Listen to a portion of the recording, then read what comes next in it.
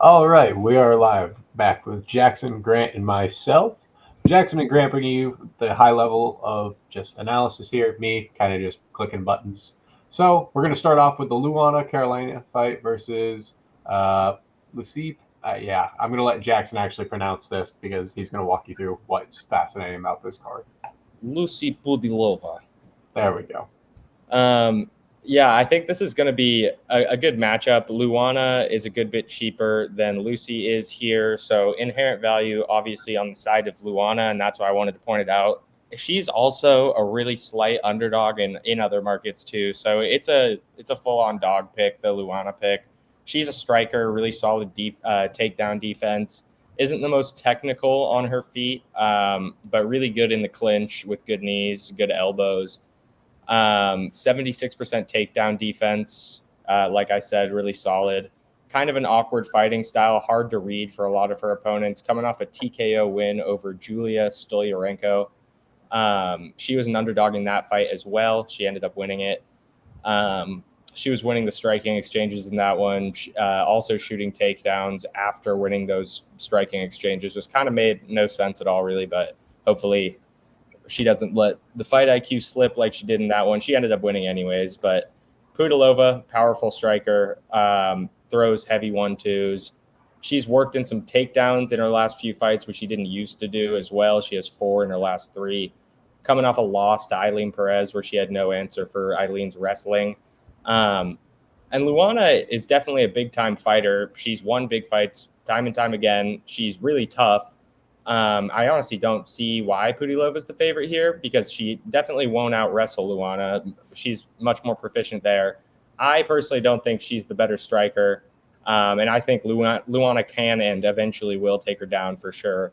So I think that's where I would put my money, especially on PS. Really good value there, I think. So how are we expecting this fight to finish? Round one, I, two, three, decision. yeah, I'm thinking probably a decision win here for Luana. I think it's probably going to get to the ground at some point, and it's just going to be a control fight. Luana fighting for position on top. All right, good to know. On to the next fight that Jackson was telling us about. We got Hyder Emil versus Young Lee. Um, what do you like about this fight, Jackson? Walk us through it. Looks like they're pretty evenly priced here. How's this one going to go down? Yeah. Also, kind of like, or like exactly like what Grant and I were talking about. There's 4 Korean dudes on this card, which is super weird. Funny coincidence. Maybe it's not a coincidence, but this is one of them. Young Lee going up against Hyder Emil. Pretty interesting matchup, I would say. I think it's a good fight. Hyder is a pressure striker, wants to find that pocket, and will definitely take some to give some to do so. Solid chin, powerful, sets a good pace, is not the best wrestler, but will work fights to the ground when he sees an opportunity if you're along the cage. Definitely throws bombs. When he's on the ground, he has some ground and pound, but he can definitely give up positions. Coming off a really nice, clean-looking win over Fernie Garcia, where he finished him in the second, looked better pretty much everywhere. Young Lee, well-rounded guy, very explosive, also a good technical striker. Loose on his feet and manages range well. He's just a very well-rounded, good fighter, good grappling. He can be hittable at times because he keeps his hands low when he's striking, but he does have a good chin to back that up. Definitely long for the division, much longer than Hyder is, even though they're only an inch apart height-wise, I believe. He is more of like a walk-down striker. He has grappling as a backup plan, not much in terms of takedowns. He's coming off a decision win over Blake Builder. Hyder is undefeated, so obviously anyone who's undefeated could actually be the real deal. He doesn't have the craziest strength of schedule in his past, and he's definitely been in trouble in fights. I think it's just as equally a test for both of these guys as it is for the other. Evenly matched fight, I think. I'm going with Lee. He has the better wrestling, cleaner striking, in my opinion. I love his length for this division. If Hyder, like I said kind of earlier, if Hyder turns this into a dogfight, I definitely think there's a chance for him. That's the type of fight he likes and he thrives in. But Lee is so good at managing range. I think he's the more complete fighter. I also think this one goes the distance, honestly. Zhang by decision. Sounds good. All right. On to the next one, following the same theme. Duho Choi versus Belal. How's this one going to break down? Are we getting another decision? Are we getting a submission, a knockout? What are we looking at? So Duho is a really exciting fighter, or was, I should say, and like emphasis on was, because this dude hasn't fought in 8 years, like 8 whole years. But in like out of his, I think 7 UFC wins, like 5 of them were fight of the night bonuses. So he is a super exciting fighter, really powerful striker, throws straights, stays active without head hunting at all. Okay, takedown defense. I think in his last, he's 14-4, which looks really impressive, but he's won 3-1 in his last 4, which makes it a little bit less impressive. He's been given, I think, ranked opponents a little bit too quickly, or he was like 8 years ago. But he's coming off a draw with Kyle Nelson. That should have been a win, but there was a point deduction like halfway through the fight that ended up ending the fight in the draw. Bill Algeo, fast-paced striker, karate-style guy. He's got that karate stance, karate hand placement. Does have decent defense, high output at more than 6 significant strikes a minute. He likes to keep it a stand-up game if he can manage to keep it there. He has okay takedowns, 46% accuracy, so really not that great there. 56% takedown defense, nothing special in terms of his wrestling abilities. BJJ black belt, fast-paced, durable. I think his last fight with Kyle Nelson was definitely an early stoppage. He was standing in the middle of the ring, not really leaning onto anything, but he probably would have lost that fight anyways. Choi is definitely better than his most recent record. I would say he's a really good fighter. He hasn't won an MMA fight in 8 years. Algeo has the experience edge. He's been far, far more active. I can't bet on Duho. He is younger than Algeo. He's been away for 8 years, though. I think Algeo's active body is going to make the big difference here. He's the pick. I think it could end early even. I mean, this is another one that could go to decision, but, we'll see what Duho looks like after an 8-year layaway. Like, he could easily get knocked. What did he do during his time away? I honestly don't know. Because it says he fought in February, and then before that it was 4 years, and then kind of sporadically throughout then. But was he training fighting, or was he just doing something completely different and kind of getting away from the sport? Dude, I don't know. It's a weird one. I feel like you don't see that often. Yeah. Let's see. Can we find a clip of it on YouTube? 7 years ago. That's everything. It's like just multiple years ago. Because he suffered an arm fracture, which led to Charles Jourdain getting the stoppage victory against him in 2019. And then I guess probably just complications from that and kind of figuring things out. But it's a weird one for sure. Yeah, it's weird, dude. Anyways, we got Cody Durden versus Bruno Silva. All right. How's this one going to go down? Are we getting another distance? The prices look even. What are we looking at here? Yeah, the odds are pretty even as well in this one as the prices, so there's not really a total edge on this one. I probably lean Cody Durden, but it's not a super strong opinion. I'm able to be swayed if Jackson has an overlying thought on this one, but I feel like this is one of those fights, like you said, that'll probably go to a decision, and I feel like Durden is prepared to kind of outpoint this one, but curious what you think. Yeah, I definitely agree with you. I think this is probably going to be a wrestling heavy fight. Do think Bruno is definitely has way more power than him, is more dangerous than him. But, I think Durden is going to be able to take this guy down however he wants. He averages 5 takedowns a fight, comes forward, throws power shots to set up his takedowns. Definitely a chain wrestler.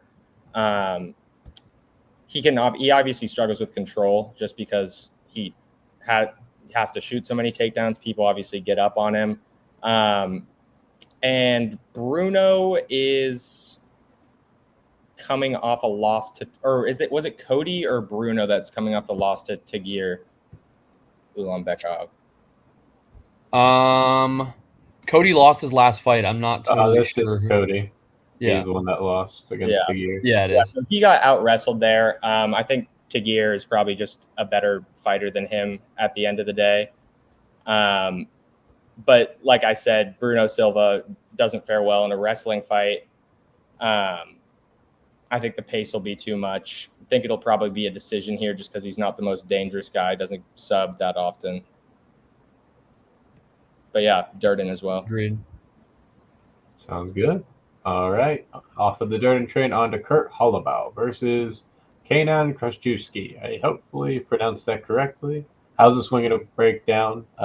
Prices, once again, pretty even. Not a crazy amount of edge there. What are we looking at?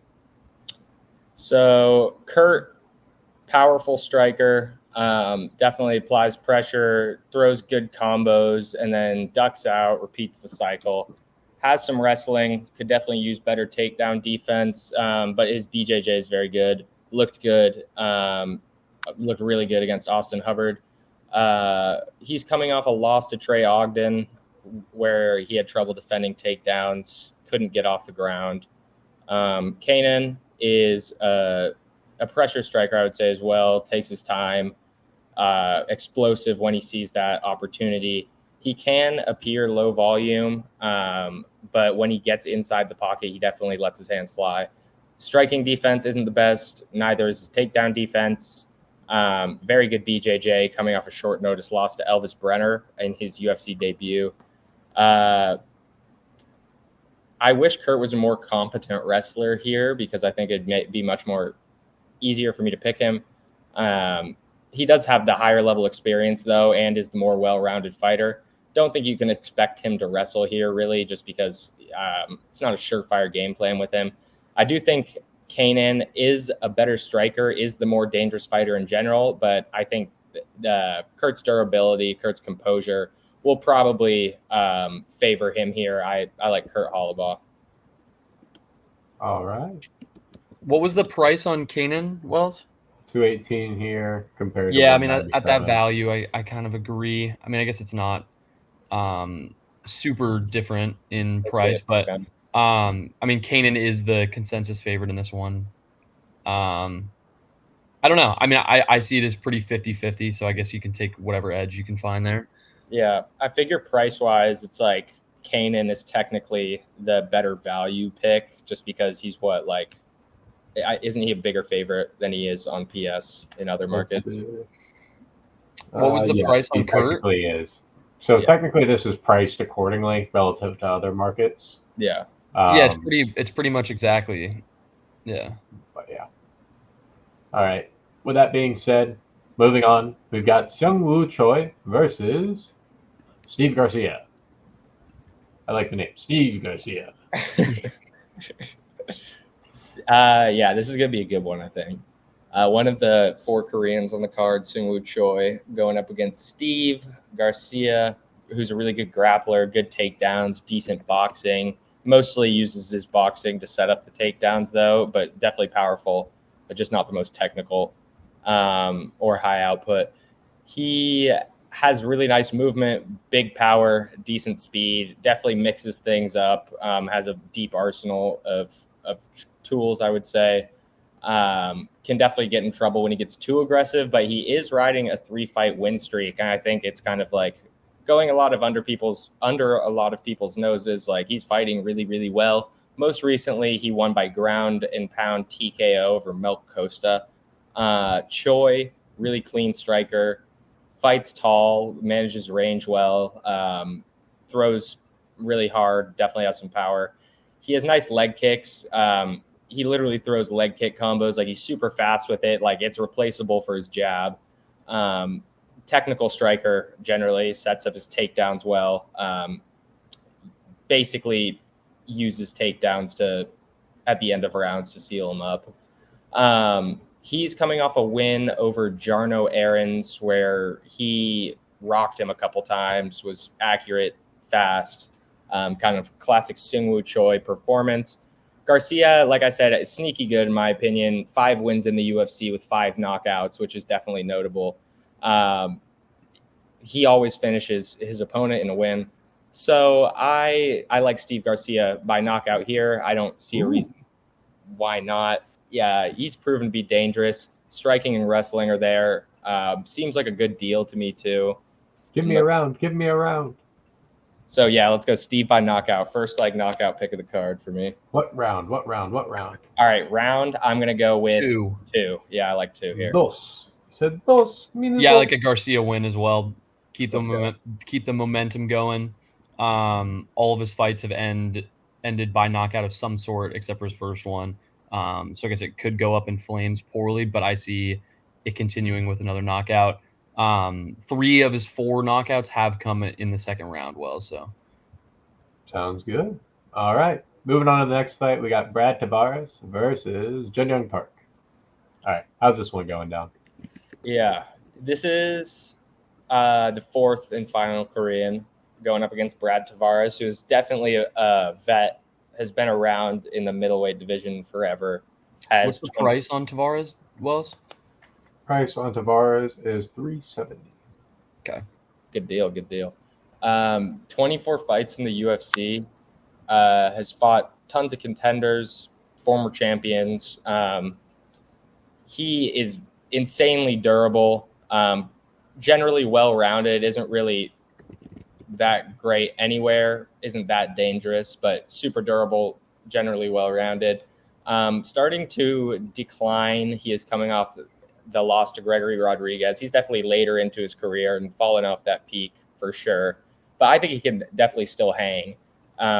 He's taking on Jun Young Park, who has good jab, good cage control, good takedowns and setups. He definitely, I wouldn't say has that KO power at all. I don't think he's a finisher. Has some submissions in his past, but is almost all of the time taking it to decision. Pretty good striking differential, 5-4, and averages 2 takedowns a fight. Good cardio, can definitely last 15 minutes. He is coming off a loss, I believe. Yeah, with Andre Muniz. Yeah. He gave up 11 takedowns in that one. Gregory Rodriguez, Bruno Silva have both K'd Tavares this year. Chin is 100% not what it used to be. But Park really can't knock anybody out, so I don't think that's a matter of concern here. Somehow Jun Young is like a big favorite here. I don't really see him getting takedowns or controlling the pace or getting a knockout. So I like Brad Tavares here in the PredictionStrike underdog slot. I think it'd be a whole different story if Park could knock somebody out with a punch, but he can't. And that's like honestly the main reason why I'm not picking him to win here. I'm gonna lean Park by decision. I don't think the value is great on PS or on a consensus market, but if I was just straight up picking a winner and a method, I'm taking Park by decision. I think on the converse of the fact that his power might not be there, I don't think he's gonna have to deal with the volume of takedowns that is gonna kind of lead to points like he did against Muniz. So I don't know. I feel like this is more a fight that he can kind of pace out and not get in too much trouble, and obviously get some shots in when he can, and he'll have his fair share of takedowns. But I don't think Tavares at this stage in his career is like the most active, like pressing fighter. So I feel like this is one you can kind of stay at length and play it safe and fight to a decision. Should we pop something on this one? I think it's our first disagreement of the whole card. We can if you want. It'd be like a spicy challenge. Ooh, spicy challenge. I'm down. I've got this one that's like across the street for me. That's like a papaya salad that's meant to be insanely hot, and then you have to you get your name on the wall and everything. So I'll do it. If you eat the papaya salad. Yeah, I'll eat it. I don't know if I have a papaya salad in my area, but I will take down some sort of hot sauce for you. All right, bet. Let's do it. Virtual handshake. Cool. Yeah, on to the main event here. Verna Handiroba versus Amanda Lemos, which I think is actually a pretty good fight. You got that right. It's pretty big. Biggest price discrepancy we have in the card, but they're still pretty even for the most part. Yeah, this feels like a big Handiroba investment stand.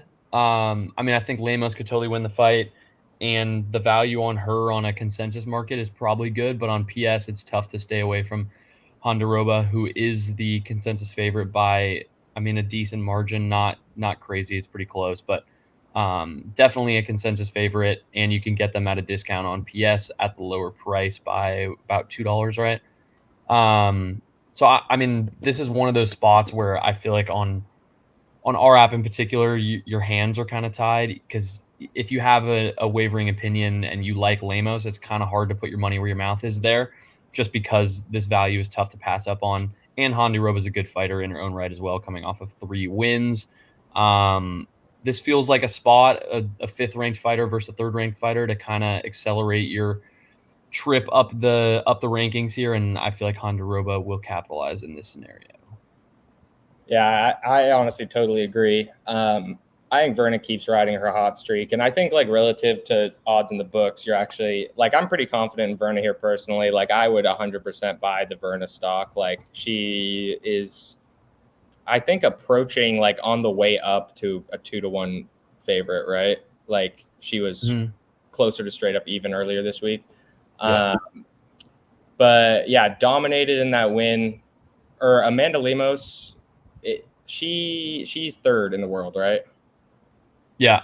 And Verna's 5th. Okay, yeah. Yep. So this is an impactful fight for sure. And Amanda has challenged titles before. Good fighter.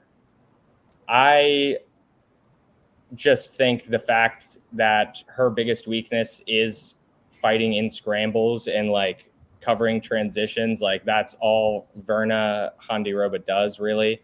No secrets to her plan, throws heavy punches to set up those takedowns.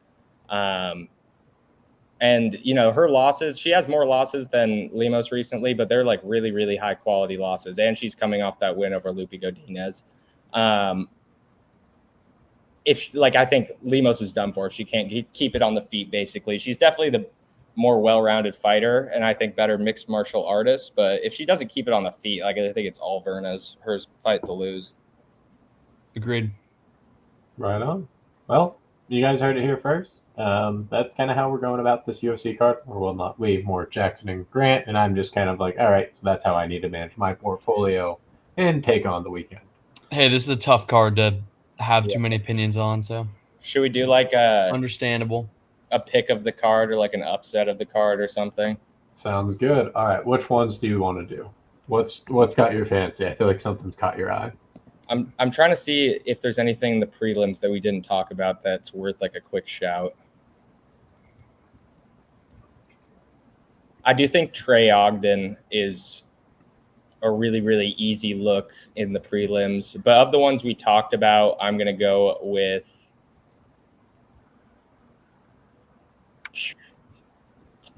probably Steve Garcia. Steve Garcia. He's a favorite now. Yeah, he is a favorite. He's like a -1. Oh, we're doing underdogs. My bad. Brad Tavares. No, I think that's a good just like lock play as well. Yeah. I mean, I don't know much about the guy, but I'm gonna take Thomas Peterson, take a little flyer on him. Muhammad Usman is a trash can. So you never know what happens when it's like a heavyweight fight between two dudes like that. So Muhammad Usman is just a brick too. He is. That guy's a tough watch. So yeah, sprinkle. Yeah, he stole the guy I was looking at. I was like, yeah, all right. Looking through here, see if anyone piques my fancy real quick. Dude, yeah. I guess Kurt's also an underdog who you picked as well, right? Yeah. All right, let's see. I just don't. That's actually a really good shout, Graham. I might like that even more than the Tavares. Yeah.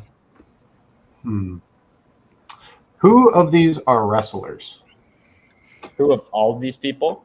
Yeah. You've got Jun Young Park is a good wrestler. Kurt Hollabaugh is kind of a wrestler, but you can't really count on him to do it. Cody Durden is a wrestler.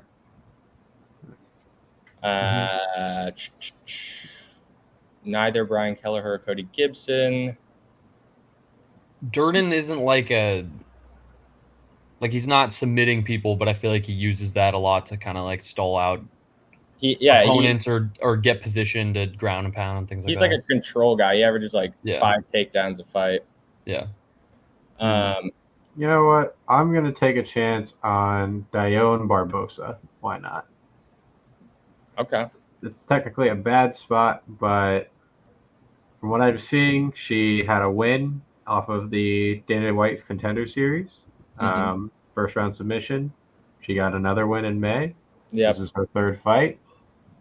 Maybe it's 3 wins in a row. She is coming off that Ernesta karate kicks win. So we will see how that goes. Keep She's in mind, also a judica. Fun fact: Dione is.